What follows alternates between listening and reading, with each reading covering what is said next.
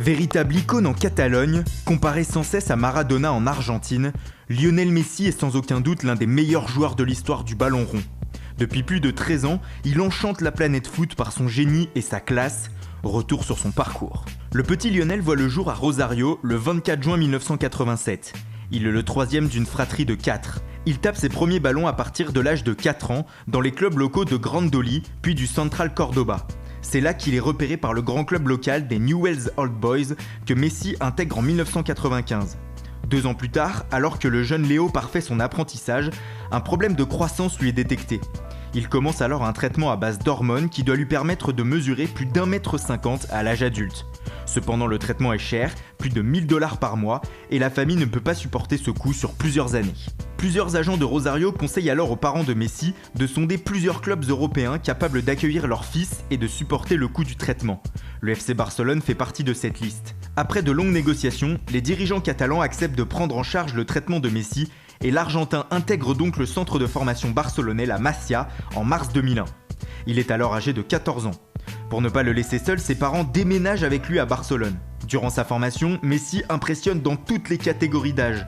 En cadet par exemple, il inscrit 21 buts en 14 matchs. Le 16 novembre 2003, il est convoqué en équipe première pour un match amical à Porto. Il a alors 16 ans. Lors de cette même saison 2003-2004, l'Argentin est surclassé en équipe réserve où il marque 10 fois en 5 matchs. Devant le phénomène, les dirigeants craquent et lui font signer son premier contrat pro en 2004. C'est d'ailleurs en cette fin d'année que Frank Rijkaard, l'entraîneur du Barça, se jette à l'eau. Le 16 octobre, il décide de faire entrer Messi en cours de match sur la pelouse de l'Espagnol Barcelone. Il remplace Deco, tout un symbole. L'Argentin dispute ses premières minutes en pro et devient un élément régulier de l'effectif. Le 7 décembre, il joue même son premier match de Ligue des Champions contre le Shakhtar Donetsk. Il faudra attendre le 1er mai 2005 pour que Lionel Messi inscrive son premier but en professionnel. Contre Albacete, il devient à 17 ans et 310 jours le plus jeune buteur de l'histoire du club. La saison 2005-2006 sera son premier exercice complet avec l'équipe première. Il sera rempli d'un premier but en Ligue des Champions contre le Panathinaikos, mais aussi des premiers trophées. Le Barça décroche cette saison-là la Liga et la Ligue des Champions face à Arsenal, mais l'Argentin blessé ne participe pas à ce sprint final. La saison suivante est celle de la révélation. Messi s'impose comme titulaire et forme avec Ronaldinho et Eto'o un trio d'attaque exceptionnel. En 36 matchs, il inscrit 17 buts, dont certains mémorables, comme ce triplé lors du Classico face au Real afin de décrocher le nul 3 buts partout, ou ce slalom à la Maradona contre Retafe en Coupe du Roi qui fera le tour du monde. À la fin de l'année 2007, Lionel Messi s'incruste pour la première fois sur le podium du Ballon d'Or. Troisième derrière Kaka et Cristiano Ronaldo, il prend rendez-vous pour l'avenir. Le début de la saison 2008-2009 marque un tournant pour celui que l'on surnomme désormais la Pulga, la puce en espagnol. Rijkaard est remplacé par Pep Guardiola sur le banc, tandis que Ronaldinho quitte lui aussi le club catalan en laissant le numéro 10 à Messi. Avec Eto'o et Henry, puis Pedro ou encore David Villa, et avec comme mentor Guardiola, le natif de Rosario va durant 4 ans marcher sur l'Europe et devenir l'un des meilleurs joueurs du monde. En 2009, il remporte sa 2e Ligue des Champions en étant meilleur joueur et meilleur buteur de la compétition avec 9 buts, dont un en finale contre Manchester United. Avec 38 buts cette saison-là, il conduit aussi le Barça à une nouvelle Coupe du Roi, mais aussi à la Liga. À Santiago Bernabéu, lors d'une victoire 6-2, il est même ovationné à sa sortie après avoir humilié les merengues avec notamment 2 buts et une passe décisive. La fin de l'année 2009 est magistrale pour Messi. En remportant la Supercoupe d'Espagne, la Supercoupe d'Europe et la Coupe du Monde des clubs, il permet au Barça de réaliser un sextuplé inédit dans l'histoire du foot. C'est tout naturellement qu'il remporte son premier Ballon d'Or devant Cristiano Ronaldo. Cette saison-là, Messi est repositionné avant-centre après le départ de Eto'o et se transforme en véritable buteur. Auteur notamment d'un quadruplé contre Arsenal en quart de finale de la Ligue des Champions, Messi inscrit aussi 34 buts en Liga et remporte le trophée de meilleur buteur pour la première fois de sa carrière. L'année suivante, il bat le record du nombre de buts en une saison de Ligue des Champions avec 12 réalisations, portant son équipe jusqu'à une nouvelle couronne contre Manchester United. En 2011-2012, l'Argentin éblouit encore un peu plus la planète foot. Avec 73 buts, il devient le meilleur buteur de tous les temps sur une saison. Il réalise notamment un quintuplé contre Leverkusen, une première dans l'histoire moderne de la Ligue des Champions. Le 20 mars 2012, il devient aussi le meilleur buteur de l'histoire du Barça, avec 233 buts et marque encore un peu plus de son empreinte l'histoire du club.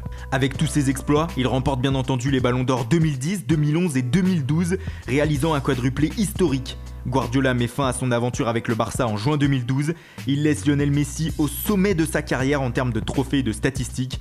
En 4 saisons, l'Argentin aura inscrit 211 buts en 219 matchs et remporté 14 titres. Colossal. Les saisons suivantes, que ce soit sous la direction du regretté Tito Villanova, de Tata Martino ou de Luis Enrique, Messi va écrire encore un peu plus sa légende. Lors de l'année civile 2012, il explose tous les records en inscrivant 91 buts, battant largement le précédent record détenu par Gerd Müller. Et ce n'est pas fini. En 2012-2013, il marque 60 fois avec le Barça, 41 fois en 2013-2014, encore 58 fois en 2014-2015 et avec 10 buts en Ligue des Champions participe grandement à soulever la coupe aux grandes oreilles pour la 4e fois. En novembre 2014, il devient le meilleur buteur de l'histoire de la Liga espagnole, puis est désigné en 2017 meilleur joueur de l'histoire de la Liga par le Centre d'investigation de l'histoire du football espagnol, après une nouvelle saison à 54 buts. Surtout, il s'impose comme le leader de l'attaque barcelonaise, usant les grands attaquants venus tenter leur chance au Barça, comme Samuel Eto'o, Zlatan Ibrahimovic ou même David Villa. Depuis le début de sa carrière, les statistiques et le palmarès de Messi sont tout simplement hallucinants. En Liga, il en est à 360 buts en 389 matchs et est le meilleur buteur de l'histoire du championnat. En Ligue des Champions, il vient de passer la barre des 100 buts en 122 rencontres. Au total, avec le Barça, il a inscrit 525 buts depuis le début de sa carrière. Il est bien évidemment le meilleur buteur de l'histoire. Son palmarès aussi est long comme le bras, avec 30 titres, 4 Ligues des Champions, 8 Ligas, 5 Coupes du Roi, 7 Super Coupes d'Espagne, 3 Super Coupes d'Europe et 3 Coupes du Monde des clubs, sans oublier ses 5 ballons d'or. Des performances sur le prix qui ont permis à Messi de devenir une icône mondiale. Il a été nommé 3 fois par le magazine Time dans le classement des personnalités les plus influentes de la planète. Les marques publicitaires se l'arrachent, ce qui fait grimper les revenus de l'Argentin. En 2016, il était le 2e joueur le mieux payé de la planète derrière Cristiano Ronaldo avec 76,5 millions d'euros de revenus. Il est présent aussi sur les réseaux sociaux avec 89 millions d'abonnés sur Facebook et 78 millions sur Instagram. Depuis 13 ans donc, Messi éblouit l'Europe avec le FC Barcelone. Mais cependant, le petit Argentin porte une tache sombre sur son CV et son palmarès depuis le début de sa carrière. Celle-ci s'appelle la sélection argentine. L'histoire commence en 2005 par une joie. Messi a alors 18 ans et décroche cet été-là le titre de champion du monde des moins de 20 ans en étant meilleur buteur et meilleur joueur du tournoi. Une épopée qui lui ouvre les portes des A le 17 août 2005 en Hongrie en amical. Mais alors que le jeune Messi est entré en jeu 47 secondes plus tôt, il réagit mal à un tacle d'un Hongrois et se fait expulser.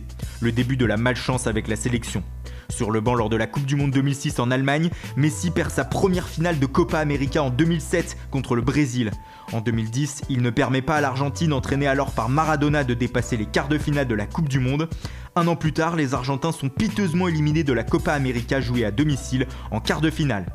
On se dit en 2014 que l'heure de la star argentine est enfin arrivée, mais non, la Pulga n'arrive pas à porter son équipe en finale de la Coupe du Monde au Brésil face à l'Allemagne et voit son équipe s'incliner 1-0. Plus terrible encore, l'Argentine est battue 2 fois de suite en finale de la Copa América en 2015 et 2016 par le Chili au tir au but. C'en est trop pour Messi qui annonce sa retraite internationale avant de se raviser quelques semaines plus tard. Celui que l'Argentine voyait comme le nouveau Maradona reste néanmoins le meilleur buteur de la sélection avec 62 buts. Il est également champion olympique, un titre acquis en 2008 à Pékin. Depuis, la Pulga a qualifié à lui seul son pays pour la Coupe du Monde en Russie. Le mois de juillet prochain sera-t-il enfin le moment du sacre pour Léo? Il pourrait en tout cas définitivement devenir le plus grand joueur de tous les temps, même si pour certains, il l'est déjà. Et n'oubliez pas, vous pouvez revoir nos précédents portraits grâce à la playlist de Foot Mercato.